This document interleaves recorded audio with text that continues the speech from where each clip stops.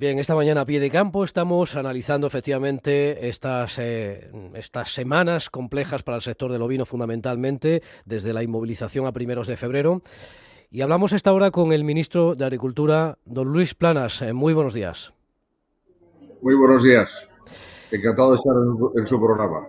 Además, decimos a los oyentes que esta entrevista la pueden ver porque efectivamente se está realizando desde el estudio, el Visual Studio que tenemos en la Radio Pública de Castilla-La Mancha, y la conexión también pueden seguirla por el enlace a través de nuestra aplicación. Ministro, esta semana ustedes han aprobado ese Real Decreto con ayudas a la reposición del ganado, pero antes de entrar en los detalles de esa ayuda, me gustaría preguntarle qué ha fallado para que una enfermedad como la viruela ovina y caprina haya reaparecido en nuestro país después de más de 50 años erradicada. ¿Tienen pensado revisar los controles, por ejemplo, de importación, teniendo en cuenta que saltó a Granada y de Granada a la provincia de Cuenca?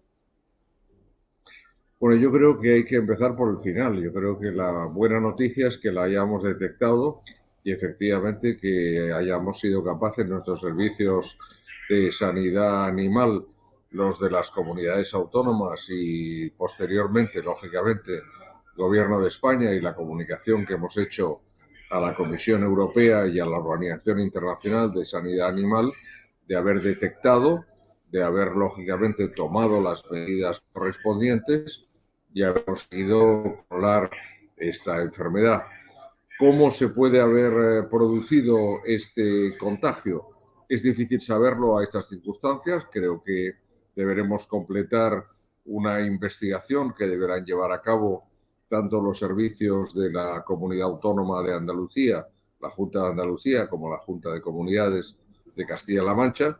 Colaboraremos con ellos e intentaremos averiguar de dónde se produjo efectivamente este foco originario, que como usted muy bien decía, se trata de una enfermedad animal que no existía en España desde prácticamente 1968 y que desde luego también, hay que decirlo de entrada, no afecta a la salud humana, pero sí de una forma muy importante, como hemos visto, a nuestros ganaderos y a nuestro sector ovino y caprino. Le preguntaba por si tenían pensado extremar los controles de importación, teniendo en cuenta que en países terceros, países árabes fundamentalmente, esta enfermedad es endémica y supuestamente con el movimiento de animales quizá pudiera tener origen ahí, eso es lo que se investigará, pero no sé si esta situación que vive ahora mismo el sector y que ha puesto en riesgo incluso el estatus libre de exportación de nuestro país, pues hace conveniente revisar precisamente esos controles.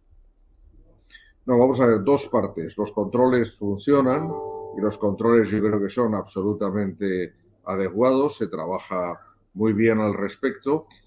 Vamos a averiguar exactamente qué es en su caso lo que puntualmente puede haber ocurrido.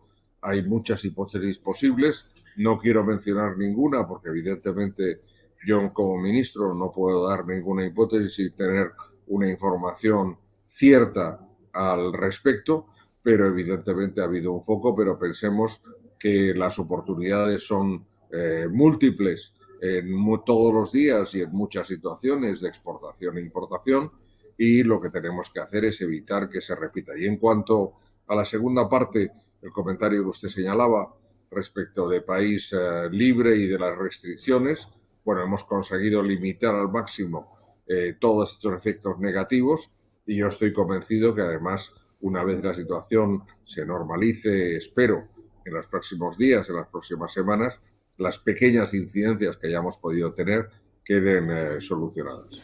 El Real Decreto de Ayudas que esta misma semana usted llevó al Consejo de Ministros, bueno, pues establece efectivamente una línea nueva para la reposición de todas esas cabañas que obligatoriamente han tenido que hacer el vaciado sanitario por positivos al virus de la viruela. Son más de 42.000 los animales sacrificados en este momento, a día de hoy. El presupuesto, según han explicado ustedes, es de 2 millones, 1 millón transferible este 2023, otro millón el año que viene. ¿No se van a quedar cortas estas indemnizaciones a pesar de lo novedosa por, digamos, los precios de mercado y el elevado número de sacrificios que ha habido que acometer?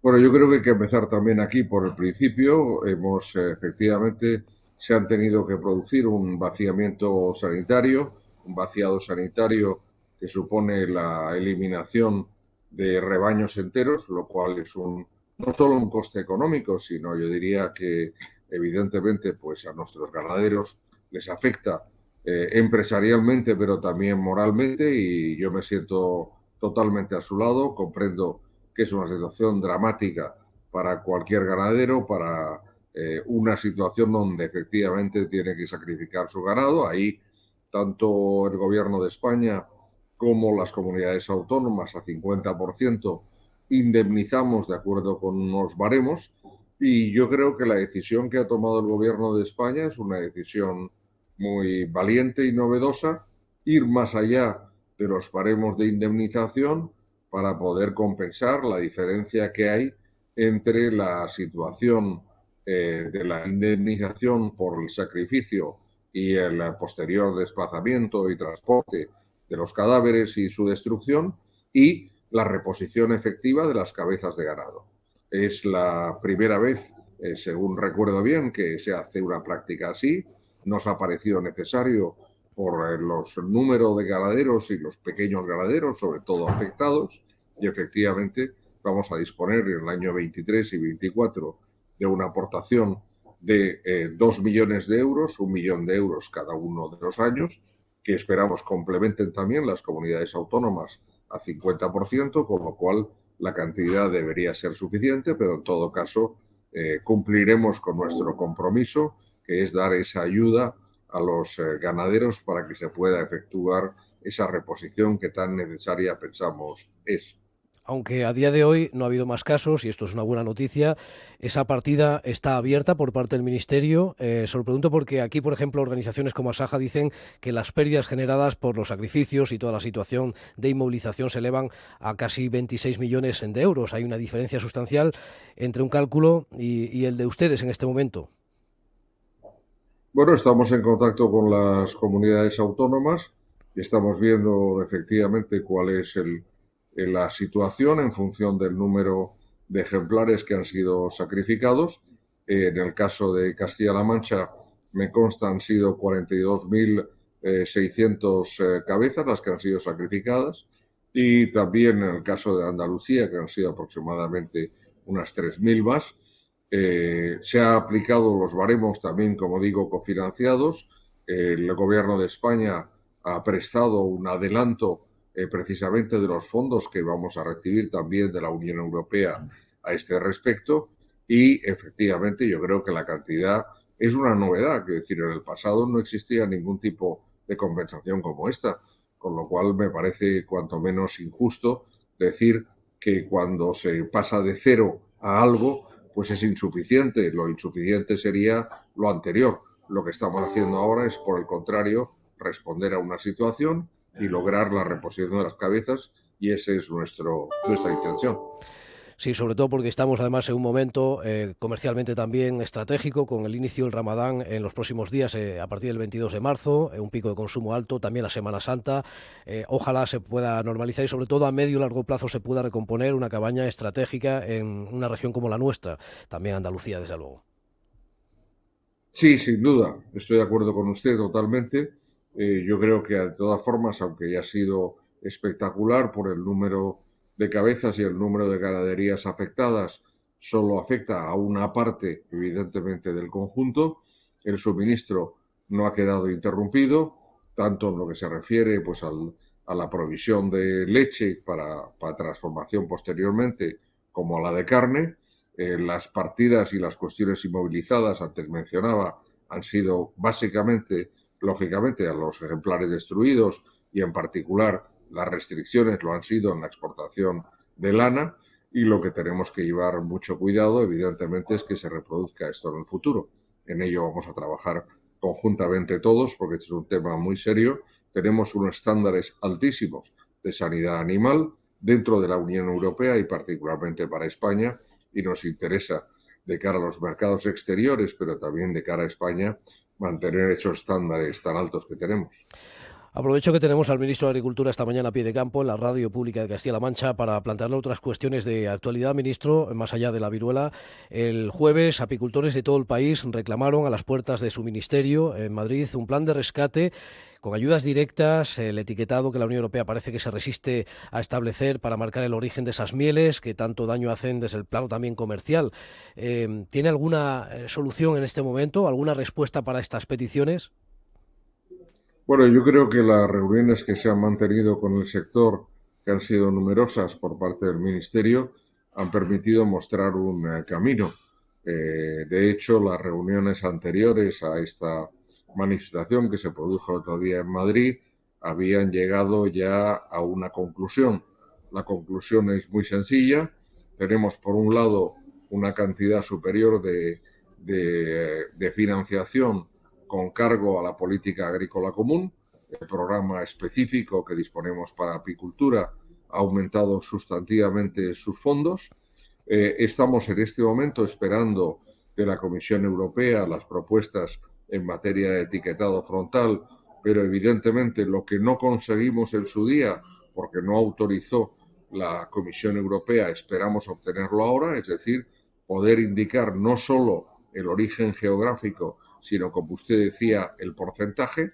Lo habíamos planteado en el borrador sometido a Bruselas, pero, insisto, no nos fue aceptado. Y finalmente hemos quedado de acuerdo con las organizaciones agrarias en que vamos a examinar la posibilidad de alguna ayuda extraordinaria, efectivamente, para intentar compensar a los apicultores por la situación que sufren en este momento. Yo creo que todo ello es una respuesta, yo creo que valiente y sobre todo de conjunto, que nos debe permitir a un sector que entiendo que es estratégico y al mismo tiempo un sector que es pequeño y es muy vulnerable, pues lógicamente recibir el apoyo público que merece. Esto es lo que va a hacer el Gobierno de España. Espero que también las comunidades autónomas contribuyan a ello. Habla entonces de una ayuda directa similar a la que se ha articulado, por ejemplo, para compensar los daños de la guerra de Rusia en Ucrania a otras cabañas. Estamos examinando en este momento el medio de pago de esta ayuda y la cuantía de la misma. Se quedó con el propio las organizaciones la semana pasada en ello y está trabajando los servicios del Ministerio para ver cuánto dinero disponemos y cómo se puede articular la ayuda de la forma más eficazmente posible, ¿no? Hablemos de la cesta a la compra, ministro. Las materias primas llevan desde noviembre bajando sustancialmente, desescalando, especialmente los cereales, también los fertilizantes, incluso los precios de la energía después de las medidas para topar precisamente el gas. Sin embargo, no es así en la cesta de la compra, cuya inflación sigue desbocada, podríamos decir, a pesar de que algún mes ha dado alguna décima de respiro.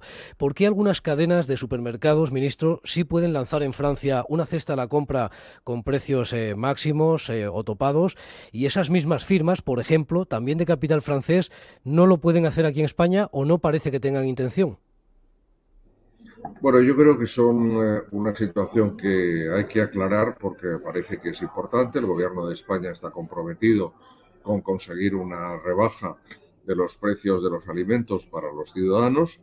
Estamos en este momento en una media que es inferior a la media de la Unión Europea, que está en el 18%. Nosotros estamos en el 15,4%. Evidentemente es una cifra muy alta y la pretensión del Gobierno es reducirla. Estamos en la inflación general, pues los segundos con la inflación más baja. Estamos en el grupo de los 9 con la inflación más baja dentro de los alimentos, pero aún así, como usted dice, es un problema para familias y para consumidores. No tiene una solución sencilla. Cada país adopta las medidas que estiman oportunos. Nosotros adoptamos la reducción del IVA del 4 al 0% y del 10 al 5% en el mes de diciembre, más el bono de 200 euros que ha tenido una excelente acogida.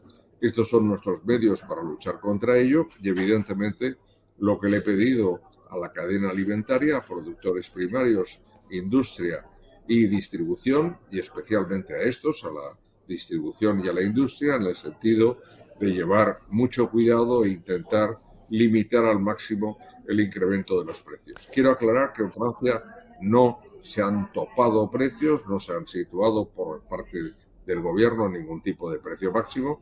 Esto sería no solo incompatible con las reglas de la Unión Europea, sino absolutamente inútil desde el punto de vista práctico. Lo que se ha hecho es que ha habido una serie de ofertas por parte de la distribución libremente fijadas de productos y de precios. Pero Y esto es lo que yo parece, creo claro, parece poco que solidario que deberíamos estas, hacer que estas y le hemos cadenas. planteado al Sí. sector. Ministro, decía que parece poco solidario que estas cadenas, que tienen el mismo capital francés, muchas de ellas, no tomen una iniciativa similar en un escenario prácticamente idéntico, incluso con los márgenes que correspondan, porque efectivamente el acuerdo con el Gobierno de Francia pasa por publicar esos márgenes de beneficios en la composición de determinados productos. ¿Por qué aquí el Gobierno no puede intervenir de esa manera o buscar un acuerdo parecido para de alguna manera tener un resultado similar? No, vamos a ver, dejemos claro una cosa. En Francia no hay ningún acuerdo al respecto. Lo que hay es una aproximación, de un lado, de una declaración del gobierno y por otra, una respuesta que ha dado el propio sector. No es muy diferente de lo que tenemos en España y de lo que hemos solicitado nosotros mismos a la distribución. Yo le he pedido a la distribución que no solo intente limitar el precio de algunos productos de mayor consumo, sino que además haga públicos, evidentemente, esas ofertas y esos datos que está llevando a cabo, esas acciones que hace desde el punto de vista de la limitación. De ahí a topar o a que haya un acuerdo es muy diferente. Ni hay acuerdo ni se han topado precios. Lo que hay son las ofertas y efectivamente las ofertas, cuanto más amplias posibles, pues mejor para los ciudadanos y mejor para las familias. Si la inflación en los próximos meses no se redujera, como es lo deseable, ¿tiene el Ministerio de Agricultura algún margen para buscar un golpe de efecto, de tal manera que se pueda controlar desde la cadena alimentaria? Usted el llamamiento lo ha hecho ya en numerosas ocasiones a la propia distribución. De momento, el argumento es que no es un problema de márgenes, sino de costes, pero quizá eso, el tiempo, veremos si lo aclara, ¿no? No, vamos a ver, yo creo primero que hay que tomar medidas y hay que persistir en ellas, y es en lo que estamos. Pero no solo está España, sino está el resto de la Unión Europea y yo diría que muchísimos países del mundo en esa materia. No somos el único que está sufriendo el tema, usted lo ha dicho muy bien, es una inflación de costes y por tanto, siendo una inflación de costes, es muy difícil controlar qué es lo que puede ocurrir. Podemos evidentemente tomar medidas, pero no tenemos una varita mágica. Estamos siguiendo muy de cerca la situación. Nuestra perspectiva, lo he dicho en más de una ocasión, es que la evolución de precios sea positiva en los próximos meses. Creemos que hemos llegado a un techo en relación con ello. La semana pasada me veía en Roma con el director general de la FAO. Me confirmaba que 12 meses seguidos están bajando los precios alimentarios. Por tanto, esto antes que después se tiene que reflejar en la cesta de la compra y se tiene que reflejar en los precios en España. Bueno, pues estaremos pendientes, efectivamente, porque el tiempo corre, ministro. El 1 de julio España asume la presidencia rotatoria de la Unión Europea. Precisamente, quizá este debate llegue también bajo su coordinación y, por tanto, no sé si tiene ya pensado, en el caso de que no cambie la situación, al menos en nuestro país, promover alguna iniciativa en el ámbito de los 27 países miembros, aunque hay muchas más urgencias, como el reglamento de uso de sostenibles fitosanitarios, la normativa del transporte animal vivo por carretera, en fin, muchas cuestiones que seguramente le toque también cerrar después de este primer semestre bajo la presidencia de Suecia. Sí, sin duda, son muchos los temas que hay sobre la mesa. Es un momento particularmente difícil. Tenemos, por un lado, efectivamente, las consecuencias de la guerra en Ucrania. Tenemos también, hay que decirlo claro, vamos a ver cómo es este año desde un punto de vista climático y también desde el punto de vista de las lluvias, pero una de las consecuencias para el incremento de precios no solo fue Ucrania, sino también la sequía, precisamente, y yo creo que es muy importante que en el contexto de este año pues adoptemos las medidas que podamos adoptar.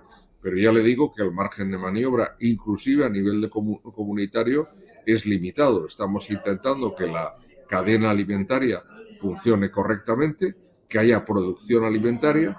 Fíjese, uno de los problemas con que tenemos en este momento en materia de frutas y hortalizas es que hay una producción insuficiente, lo cual está conduciendo a que nuestro abastecimiento al precio al mercado europeo esté haciendo crecer los precios internos.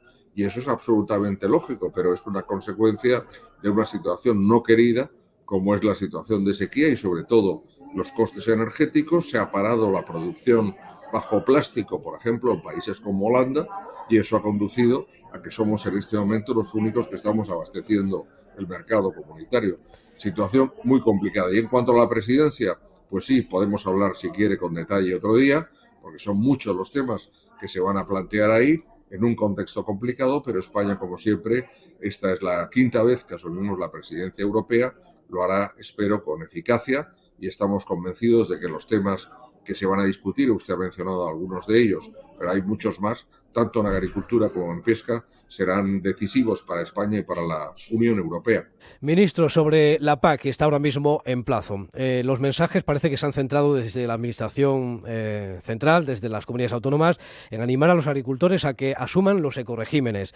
El debate está muy abierto, no sé qué respuesta espera del sector, porque los costes también pesan en la decisión, al menos incluso para arriesgar a perder hasta el 23% de las ayudas.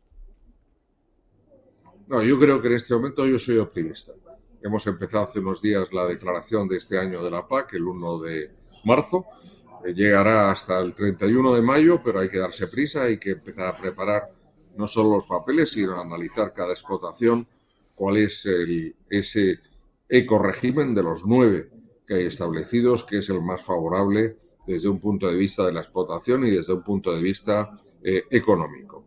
Tenemos para este año una cantidad muy elevada, 4.875 millones de euros de ayudas directas, de las cuales 2.931 millones ayudas a la renta y sostenibilidad, 5,4% más que el último año. Por tanto, hay que aprovechar esta oportunidad. Es una primera declaración de un nuevo periodo. Siempre tiene dificultades técnicas, pero esta es una buena PAC y tenemos que sacar el mejor resultado posible, precisamente en el interés de nuestros agricultores y ganaderos. Le voy a despedir para pedirle solamente un titular. ¿Tiene confianza en que el acuerdo del Mar Negro se renueve la próxima semana, en los próximos días? Ya sé que las circunstancias son muy volátiles por la guerra, pero es deseable, desde luego, pero ¿cree que se podrá prorrogar una vez que expire el día 18?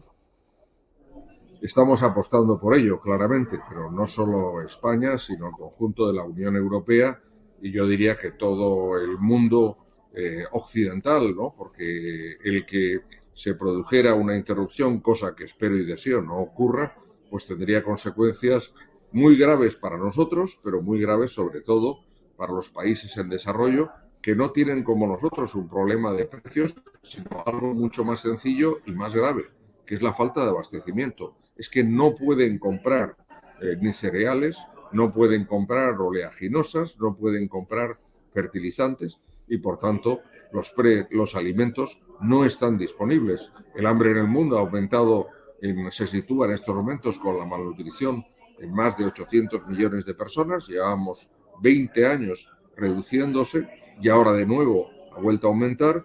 Hay 300 millones con hambre severa, por tanto, evidentemente tenemos que hacer todo lo posible para que ese acuerdo se renueve a su expiración dentro de unos días. Pues ministro de Agricultura, Pesca y Alimentación, gracias por estar a pie de campo en la Radio Pública de Castilla-La Mancha, gracias por esta entrevista que los oyentes también podrán ver y han podido ver a través de la señal de Visual Studio, a través de nuestra aplicación. Que tenga buen fin de semana y hasta la próxima.